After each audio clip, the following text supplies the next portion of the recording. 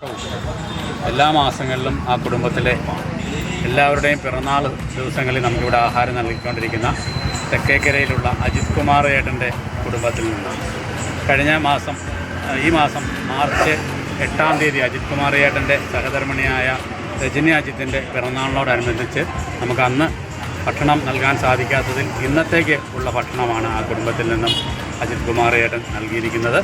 അതുപോലെ തന്നെ ഈ വർഷങ്ങളിൽ 4 പ്രാവശ്യം കൂടെ നമുക്കിവിടെ ഓരോരുത്തരുടെയും പിറന്നാളിനോടനുബന്ധിച്ച് ആഹാരം ബുക്ക് ചെയ്തിട്ടുണ്ട്. ആ അജിത് കുമാർ ഏട്ടൻ്റെ സഹധർമ്മിണിയുടെ പിറന്നാളിന് എല്ലാവിധ പിറന്നാൾ ആശംസകളും നമുക്ക് മാവേലിക്കരയുടെ പേരിൽ നേരുകയാണ്. അതുപോലെ ഈ ഉദ്യമത്തിൽ പങ്കെടുത്ത ആ കുടുംബത്തിലെ ഇവിടെ ആഹാരം നൽകാൻ കാണിച്ച മനസ്സിന് എല്ലാ നന്ദിയും നമുക്ക് മാവേലിക്കരയുടെ പേരിൽ നേരുകയാണ്.